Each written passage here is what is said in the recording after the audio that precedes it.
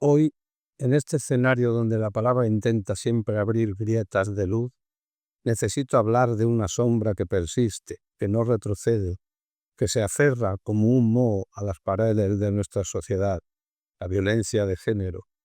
Esa violencia que cada día deja nuevas ausencias, nuevas cicatrices, nuevos nombres que jamás deberían ocupar titulares. Y es imposible no sentir rabia. Rabia sí, pero también un profundo asco.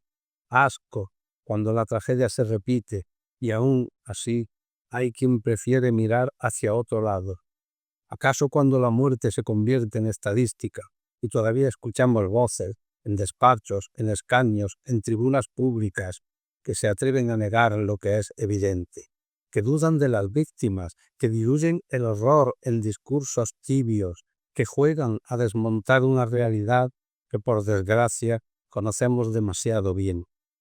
Negacionismo no, es complicidad, complicidad disfrazada, es desprecio, es un insulto a cada mujer que ya no puede hablar, porque la violencia machista no es un invento, vive en la palabra que hiere, en la burla que empequeñece, en la mano que controla, en el miedo que se instala como huésped eterno, y también vive, no lo olvidemos, en el silencio político que se niega a nombrarla, ese silencio que en su cobardía la alimenta. Hoy levanto la voz desde Teatrerías porque el arte no puede permanecer neutral. El teatro nace para confrontar, para incomodar, para iluminar aquello que algunos prefieren mantener entre sus sombras interesadas. Y hoy esa luz es denuncia, memoria y repulsa. Una repulsa que no teme decir basta ya, basta de vidas quebradas, basta de futuros cancelados, basta de niñas y niños convertidos en víctimas colaterales, basta de discursos que por acción o por omisión legitiman la barbarie. Es urgente educar para la igualdad, es urgente proteger, es urgente creer en las mujeres, es urgente que la política esté a la altura de la humanidad que se le exige. Y a quienes hoy sufren, a quienes viven con miedo, a quienes sienten que están atrapadas sin salida, este mensaje quiere llegar como un abrazo y como una promesa. No estáis solas, hay redes, hay manos tendidas, hay caminos, la oscuridad no es invencible cuando alguien decide encender una luz, por pequeña que ésta sea. Ojalá llegue un día en que no necesitemos editoriales en programas de radio y televisión, ni marchas, ni minutos de silencio. Ojalá llegue el día en que la dignidad sea un suelo firme y no un horizonte al que aspirar. Hasta entonces seguiremos aquí, denunciando, señalando, educando, encendiendo luces y rompiendo silencios cómplices, porque la violencia de género no es una opinión, no es un debate, no es un invento de nadie, es una herida real que sangra y quien la niega la agranda. Desde Teatrerías lo repito con toda la fuerza que permite la voz, ni una menos, ni una más, ni una sola sombra para el negacionismo.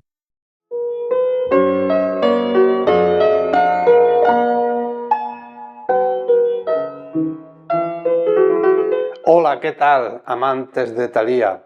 Os doy la bienvenida a una nueva edición de Teatrerías, la particular visión del teatro en 9 La Loma Televisión. En el programa de hoy os hemos preparado un condimento a base de teatro con denominación de origen. Sí, porque algunas citas de las que este otoño proliferan por nuestro suelo provinciano van cerrando ya su programación y otras recién comienzan la andadura de su propuesta para este año. Así que os dejo en la sección escenarios con el espectáculo que clausuraba días atrás el 9º Salaria a Escena de Sabiote y la presencia de la compañía Histrión Teatro en Peal de Becerro para recoger el premio Tierra Íbera con el espectáculo Disforia, interpretado magistralmente por Gema Matarrán. Espero que sea de vuestro agrado y vamos ya con el Teatrerías 440.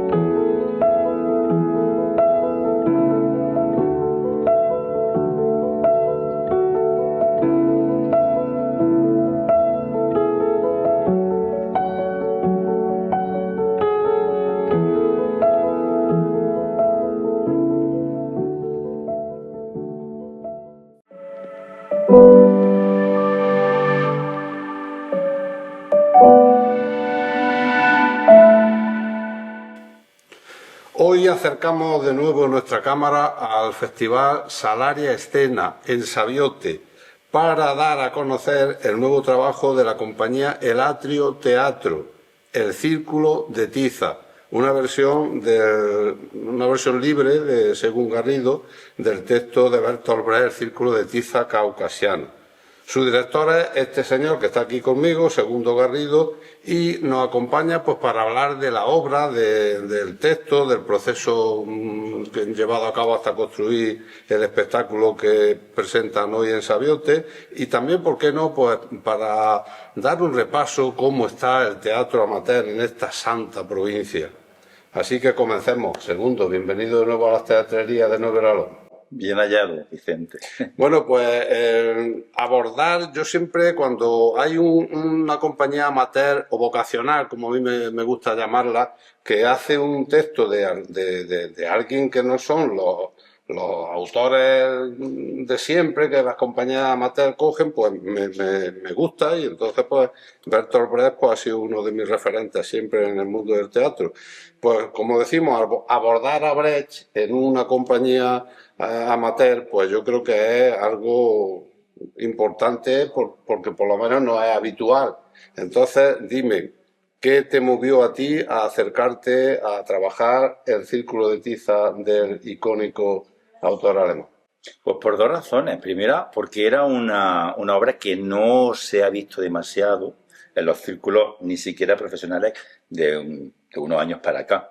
Y segundo, porque yo lo tenía leído de hacía tiempo y recordaba que me apasionaba todo lo que reflexiona, ¿no?, esa obra. Es cierto que leerla de nuevo para ponerla en práctica pues suponía una obra que podía durar 3 horas, porque tiene 140 páginas, que hubo que reducir a casi 40, había que eliminar pues, toda la parte de la guerra de Georgia y todo eso, hemos decidido dejarlo para otra ocasión.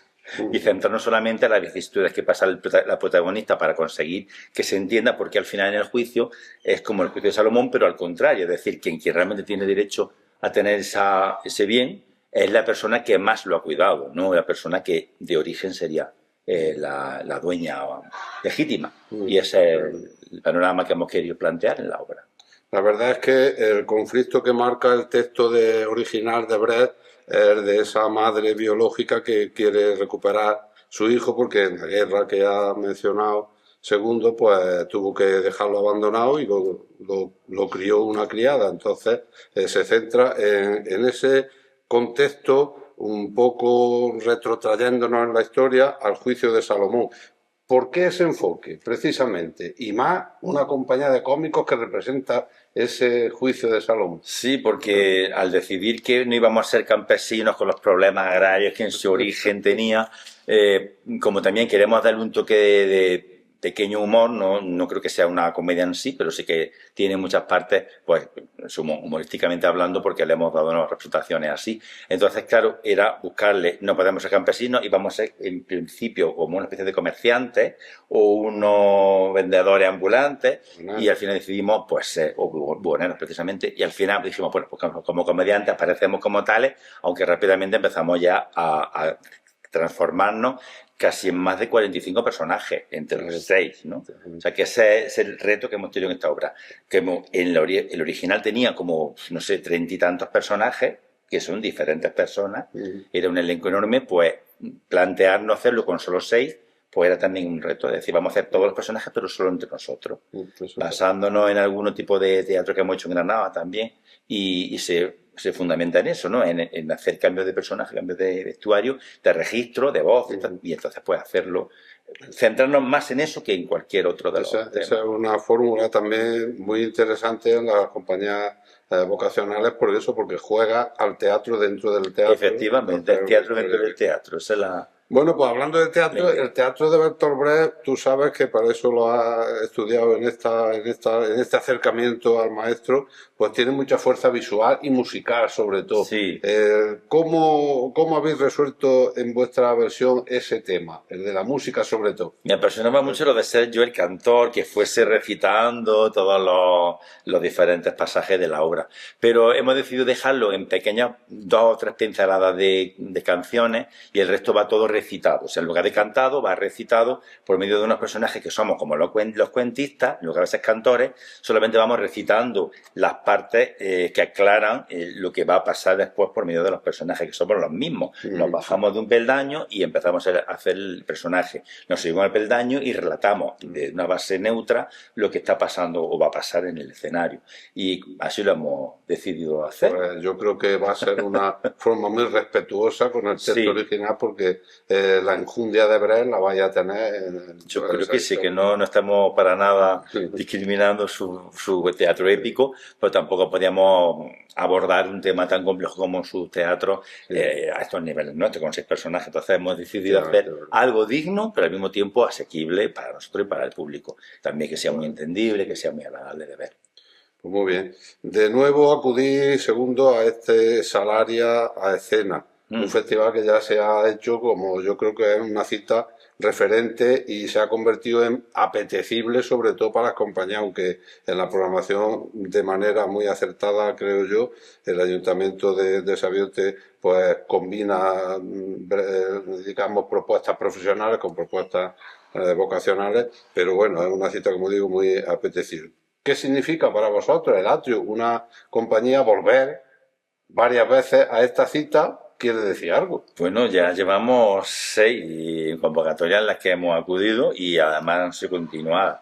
Bueno, una primera que hubo ya hacía tiempo, y después ya hemos sido 5 veces, quitando pues a partir de la pandemia, que ya tuvimos un año que no queríamos tampoco nosotros exponernos por las causas que había. A partir de ese momento, 2021 así, ya todos los años, como todos los años me ha preguntado Antonio Juan, ¿tenéis obra nueva? Yo, sí tengo obra nueva. Pues vete para acá a traérnosla. Y yo encantado.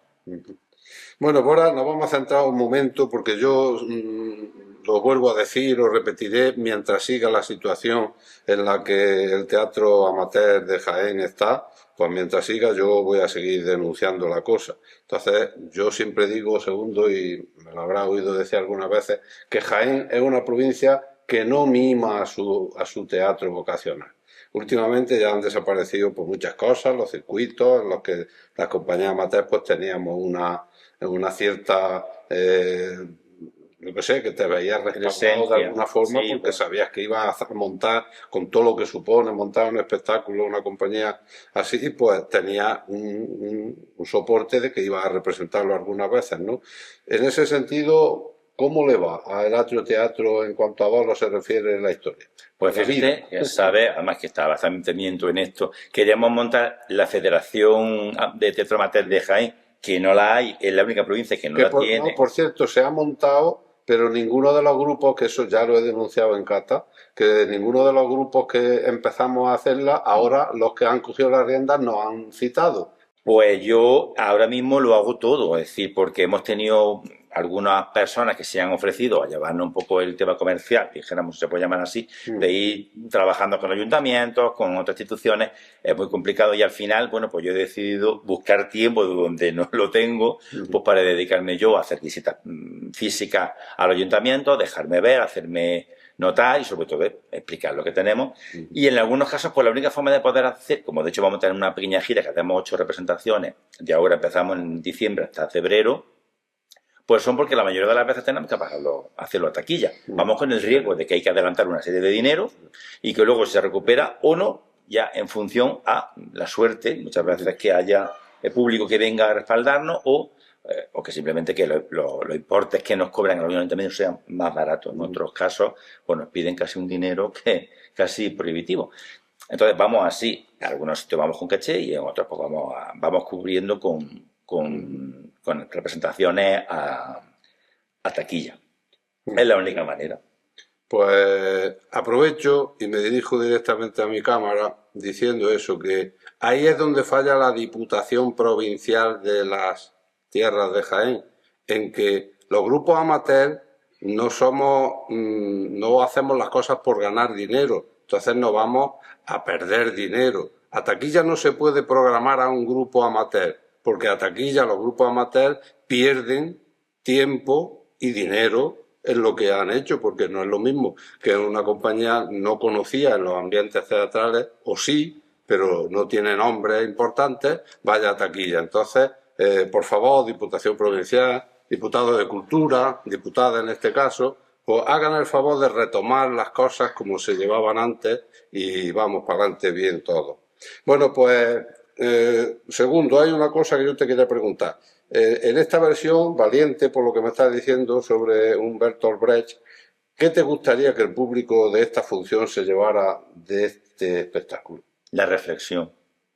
Porque es siempre agradecible que la gente pues se ría de las picarescas que vamos a representar, pero yo siempre me quedo con que nunca me ha gustado demasiado la comedia tal cual, sino que quiero que nuestro teatro siempre deje un pozo que no se vea quizá en el mismo día de la representación, sino que después en sus casas, cuando hablen o con personas al día siguiente, digan, pero fíjate que aquella situación que planteaban dos personajes, tal decían cual, pero yo, o sea, que se hable de lo que puede dar ese teatro, en lugar de ser un texto plano, un texto que simplemente está dedicado a entretener, que está muy bien, que es muy digno y que me parece muy bien que existan. Pero creo que hay demasiado teatro y demasiados grupos que se dedican solo a lo fácil, a hacer el teatro de risa fácil, porque es la que se consigue más tener público, también una forma de venderlo, por otro lado. Pero lo que tú has dicho, un teatro valiente es un teatro en el que se apuesta porque deje un pozo de reflexión importante y de reivindicación también al final de la representación. Ese es mi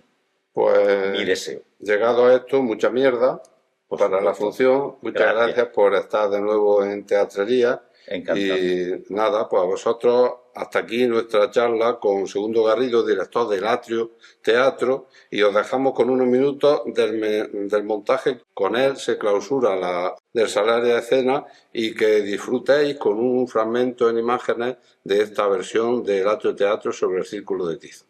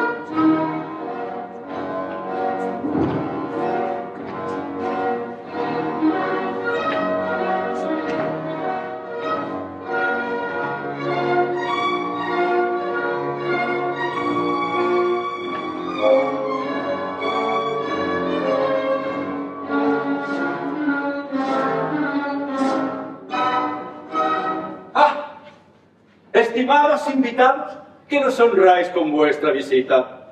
Vamos a representar una obra de teatro que os entretenga, pero también que os conciencie de la realidad y sus contradicciones, que os haga reír y pensar, pero huyendo del elemento anecdótico. Así que no deis nada por sentado y sacad vuestras propias conclusiones. Es una leyenda antigua, muy antigua, procede de China y se llama el Círculo de Tiza. Nosotros la representamos aquí, ambientada en una de las guerras del Imperio Persa, esperando que encontréis en la voz del antiguo poeta el resonar de la esperanza. ¡Venid! ¡Venid todos al círculo! En los viejos tiempos, en tiempos sangrientos, gobernaba una próspera ciudad de Persia llamada La Bendita. Un gobernador que era rico y poderoso y que rendía cuentas al gran duque, dirigente de un imperio en guerra.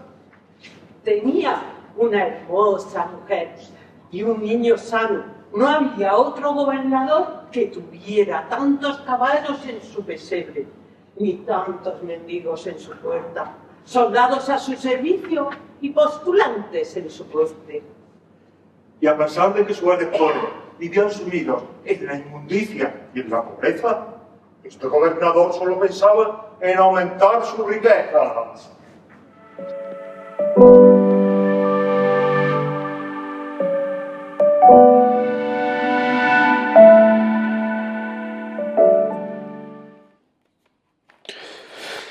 Hoy nos acompaña una de las voces escénicas más potentes del teatro andaluz, Gemma Matarranz, alma de Histrión Teatro, actriz que ha demostrado que el cuerpo, cuando es verdad, puede contar historias que nos atraviesan más allá de cualquier debate. Viene a hablarnos de Disforia, un espectáculo valiente, inquietante y profundamente humano, que pone sobre la mesa preguntas necesarias sobre identidad, vulnerabilidad y mirada social. Les invito a quedarse a escuchar y a mirar con nosotros, porque el teatro, cuando se hace desde la carne, también nos enseña a pensar. Gemma, bienvenida a las teatrerías de 9 La Loma Televisión. Muy buenas, es un placer compartir con todos vosotras y vosotras estos minutos y quiero agradecer que me hayáis llamado para esta entrevista. Llevas años afrontando personajes de enorme carga emocional. ¿Qué te motivó a aceptar un texto como Disforia, que pone en juego tantas capas de identidad y conflicto? Pues has dicho tú las tres palabras claves: vulnerabilidad, identidad y conflicto. Cuando nosotros hablamos con María Gorizolaya para hacer el segundo montaje con ella, porque el primero fue Nevenka, y puso sobre la mesa este tema, nos pareció no solo interesantísimo, sino que era necesario, y que yo creo que era el momento de ponerlo en las tablas. Así que a mí que cualquier texto con una carga emocional me atrae de una forma irresistible, me pareció absolutamente necesario y maravilloso poder montar esta obra también escrita por María. En escena encarnas a varios personajes que transitan emociones, edades y posiciones vitales muy distintas. ¿Cómo, cómo construiste esa polifonía? ¿Desde la técnica, desde la emoción, desde el cuerpo? Pues has vuelto a dar la clave. Las tres cosas que dices no se pueden separar: ni la técnica, ni la emoción, ni el juego. El juego imprescindible para crecer, la técnica porque siempre es un apoyo absolutamente necesario, y la intuición.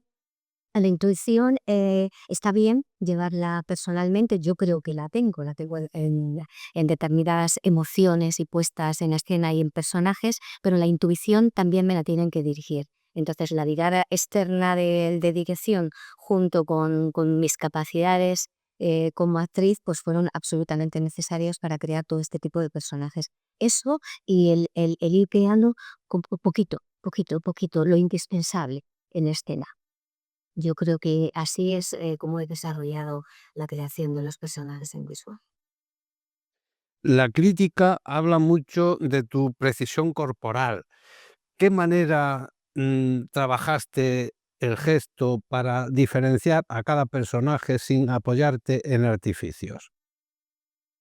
Pues mira, hay una máxima en teatro que para mí es indispensable, que yo siempre la he puesto en cada uno de los montajes. En teatro se dice que menos es más. Entonces, en Discordia queríamos representar a todos los personajes sin necesidad o sea, con la no necesidad de no utilizar prácticamente nada. Entonces, con una sudadera y pequeños gestos corporales hemos construido los 5, 6 o 7 personajes y creo que funciona, porque vuelvo a insistir, en teatro menos es más. La obra toca un territorio sensible, pero lo hace desde la intimidad humana. ¿Cómo equilibráis como compañía el respeto al tema de la necesidad de narrar un conflicto dramático?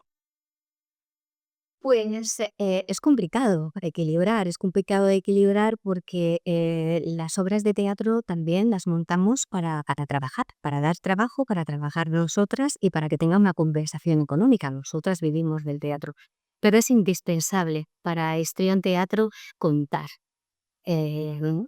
Poner en el escenario temas sociales. Entonces, buscar ese equilibrio tiene mucho que ver con lo que hemos hablado también con respecto a mi trabajo como actriz, con la intuición que podemos tener nosotras, Nieves Carrascal, que es mi socia, y yo, la intuición que podemos tener después y los 30 años que llevamos creando y produciendo teatro. Entonces, la mezcla de esas dos cosas nos hacen ver que cuando se pone un tema tan interesante como disforia o fraude de género, es delicado a la hora de vender, pero a la vez y al mismo tiempo compensarlo con hablar de sentimientos universales y de emociones universales en escena siempre tiene que tener una repercusión en el público en forma de agradecimiento y de aplauso. Lo que necesitamos es que los programadores también vean que hay esa conexión con el público y que va a resultar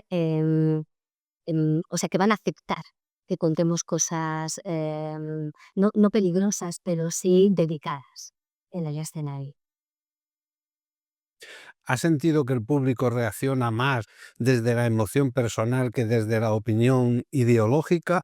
¿Hay algo que te haya sorprendido en la posfunción? Yo creo que el público sí reacciona más respecto a las emociones y a los sentimientos. En otro día, en una de las funciones, una persona subió al escenario, un hombre, y me dijo, yo venía al teatro, yo tengo mis ideas con respecto al tema que tratáis en el escenario, pero te puedo asegurar que me voy a casa no con otras ideas, pero sí con más puertas, con otra percepción abierta y me ha gustado muchísimo por poder estar sentado en la butaca, recibir y ver que hay más posibilidades, ver que el abanico, que la paleta de colores se puede ampliar. Eso para mí es gloria bendita. A mí que me digan esto después de una actuación y de un tema tan comprometido como la disforia de género o el fraude de género, es lo que pretendemos, en definitiva. Disforia es un montaje levantado íntegramente por mujeres. ¿Cómo, cómo marcó eso el pulso del proceso, las miradas, los silencios, las decisiones?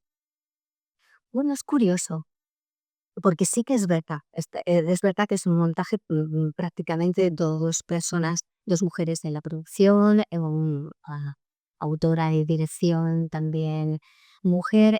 Para mí lo más interesante es la intimidad que se puede crear en los ensayos, la intimidad que se puede crear en comunicarnos cosas o tengo carencias. A ver, hago uno de los personajes es la madre, yo no tengo hijos, pero la directora sí tiene una hija. Mi compañera Mimi es Carrascal tiene un hijo. La hija de María es pequeñita. El hijo de Inés ya es adolescente. El hablar entre las tres de lo que van viviendo y sintiendo y cómo actúan como madres, por ejemplo, en este montaje a mí me ayudó mucho. Así que esa intimidad que se crea al ser mujeres, madres o no madres, es uno de los puntos más bonitos durante el montaje de Disforia. Sería una de las partes. ¿Y qué aportó la dramaturgia y dirección de María Goirizelaya a la forma en que finalmente habitaste el personaje, los personajes? Bueno, María Goirizelaya tiene una línea muy clara y muy definida, por un lado. Historia en teatro tiene una línea clara y bastante definida también por otro lado. La fusión de los dos en este montaje, ya que la primera vez que María escribía un monólogo, y la primera vez que yo desde el principio realizo un monólogo, la fusión fue muy interesante porque en el caso de María yo me atrevo a decir que era a nuevo como en mi caso. Entonces al unir las dos maneras de trabajar, el trabajo de María fue explorando y el mío también fue explorando. No lo podemos separar. No sé si te he contestado así a la pregunta. No se pueden separar la forma tanto de dirigir como de actuar en este montaje de las dos, de María y de Gemma Matara. A lo largo de tu carrera, precisamente cumplí ahora 30 años como compañía, has protagonizado trabajos de enorme riesgo en Histrión Teatro. ¿Dónde colocarías Disforia dentro de tu recorrido personal como actriz? Disforia está donde tiene que estar. Yo creo que ha llegado en el momento que tenía que llegar, cuando yo me sentía fuerte eh, para afrontar un monólogo que es duro, a la vez es muy reconfortante, pero es duro. Y, y creo que también en el caso de María Goirizelaya, después de las obras que había montado, también para ella era un riesgo, pero creo que era el momento de hacer un monólogo. Entonces, para mí, ahora mismo, Disforia está en el sitio que tenía que estar 30 años después de empezar esta subida a las tablas en un escenario. ¿Y qué te llevas de este montaje como intérprete y como mujer? Pues diría de estos personajes en Disforia me llevo muchísimas cosas, porque me ha hecho pensar, me ha hecho dudar, cosa que me encanta, porque es que no nos damos cuenta de lo importante que es dudar y a la vez que dudas, investigas. Entonces yo de Disforia me llevo haberme acercado a determinados colectivos. Me llevo todas las conversaciones y las charlas, no solamente con María o con niñas, sino con el resto del equipo, sobre todo con, con la persona que ha hecho escenografía, porque Álvaro ha estado conmigo mucho tiempo para tener que probar esta escenografía, que es una plataforma giratoria, y las conversaciones con él han sido muy, muy interesantes. Entonces, todas estas conversaciones, todas estas dudas, toda esta investigación del colectivo, del fraude, de los fiscales, de los abogados, pienso que me han hecho crecer y yo eso lo agradeceré siempre. ¿Qué te gustaría que el público se llevara consigo después de ver la obra, más allá de cualquier postura sobre el tema? Hay una palabra em, que yo aplicaría y que es lo que más me gustaría que pasara con el público después de la Discovery. Una catarsis. ¿Eh? Entras de una manera a ver la obra y sales de otra. No tiene que ser revolucionaria, ni mucho menos. Puede ser una pincelada, una notita, un color, pero algo que ha hecho cambiar. Y cuando sales, algo te vuelves a plantear. Para mí esto sería lo ideal de cada una de las personas que van a ver. ¿Hay algo que te gustaría seguir explorando en futuros proyectos tras este salto interpretativo? No me ha dado tiempo todavía a pensar. Siempre hay algo, y además a mí me encanta decir, yo estoy feliz con Disforia ahora mismo, pero me encanta decir que lo mejor que vamos a hacer es lo siguiente, lo que está por llegar, lo que está por decidir, pero no tengo ni idea. Ahora mismo no tengo nada sobre la mesa. Lo único que puedo avanzar por decir algo es que volvemos a trabajar con María Goirizelaya y volveremos a meter los dedos en algo socialmente atractivo y necesario. Pues muchas gracias, Gemma, por acompañarnos en esta conversación que más que entrevista, pues ha sido una invitación a mirar lo complejo desde la humanidad. Enhorabuena por el premio Tierra Íbera que os ha concedido el Ayuntamiento de Peal de Becerro y feliz travesía con este maravilloso espectáculo. Pues ha sido un placer, la verdad. Me he sentido muy cómoda, muy bien. Me gustaría solamente señalar una cosa más, y es que yo quiero agradecer a todo el equipo que ha participado, el equipo técnico y humano que ha participado en Discordia. Eso me lo llevo en mi corazón porque ha sido un placer trabajar con todos y con todas. ¿Y qué voy a decir del premio? Me voy feliz. Pesa mucho el premio. Es una figurita así de bron, que me parece que pesa mucho. Imagino que ojalá sea ese el peso que he dejado en el corazón de la gente de Peal, y es el mismo peso que me llevo yo en el corazón. Ha sido un placer y gracias siempre. Gemma Matarrán nos recuerda que el teatro no está para cerrar debates, sino para abrir puertas, para nombrar lo que a veces no sabemos cómo decir, para escuchar lo que el otro o la otra necesita contar. Nosotros seguimos aquí en Teatrerías, celebrando a quienes hacen del escenario un lugar de verdad. Os dejo a continuación unas imágenes de Disforia por Histrión Teatro. Las luces fluorescentes del techo y frío en su forma de hablar. Todo es frío. Ella está preparada, segura, lista para disparar 800 de veces. Mira por encima de sus gafas de pasta, justo por encima de la carpeta que contiene el cuestionario. Me mira la hoja, sonríe de forma forzada. Yo estoy nervioso, aunque intuyo lo que viene ahora. Bueno, Alejandra, a continuación voy a leerte varias frases. Me gustaría que me dijeras si estás de acuerdo o en desacuerdo. Disforia, en manos de Gemma Matarrán, deja de ser solo una obra para convertirse en un estremecimiento. Disforia nos hiere con belleza. Nos obliga a mirar donde duele, pero también donde late. Y en esa travesía, Gemma Matarrán no solo guía, sostiene, eleva, ilumina. Su interpretación es un gesto de valentía que nos recuerda que el teatro, cuando es verdadero, no cuenta historias, nos transforma. En mi forma de hablar. Disparo de vuelta. Y de acuerdo. ¿Te has sentido satisfecha de ser una mujer? Pienso en si esto es un cuestionario trampa, si esta persona me va a juzgar por... Claro que me va a juzgar. Raramente, le digo. ¿Te has sentido insegura acerca de tu género? Es decir, sentirte en algún lugar entre un hombre y una mujer. Vuelvo a clavar la mirada frecuentemente. ¿Te has sentido presionada por otros para ser una mujer cuando realmente no te sientes como una? Siempre. Ella apunta cosas, rellena con una X el cuestionario, pone notas al margen.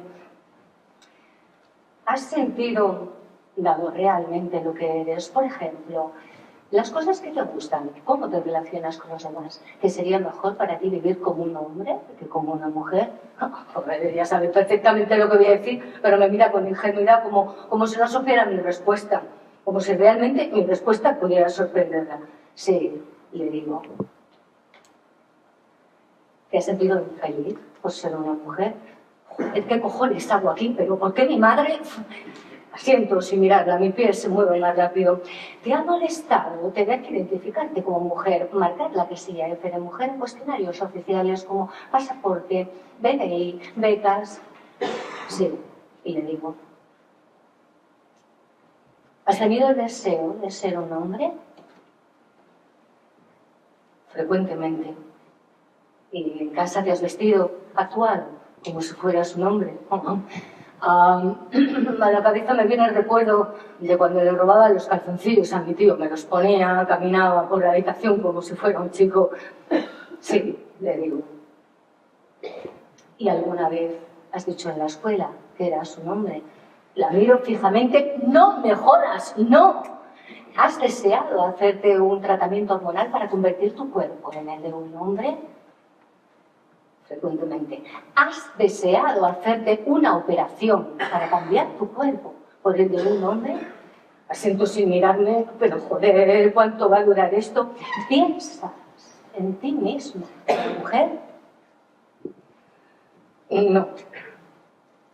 ¿Piensas en ti mismo como hombre?